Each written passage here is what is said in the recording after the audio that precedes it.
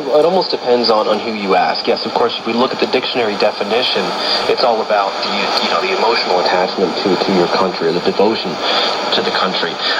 Many times these days, especially, patriotism is linked to nationalism.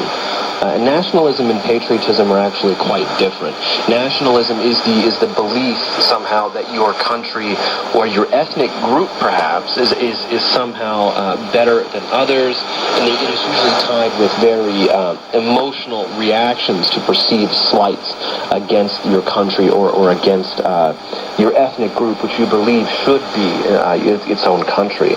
And so in that sense, I think we need to be careful, because that's not what we're saying about the post-1990s generation. We're not saying that necessarily that they become more nationalistic, and certainly we're not saying necessarily, or at least I have no evidence that the post-90s generation are somehow more patriotic than post-80s. All we're really seeing is that the way they express their patriotism is a bit different. So really, if we look at some of this, a lot of it has to do with the fact that, at least when they're asked directly, they say that China, that we should not worship another country, that China, it has its problems, but it's not better or necessarily worse than any other country, which is a bit different from the post-80s, who were patriotic in a sense, but certainly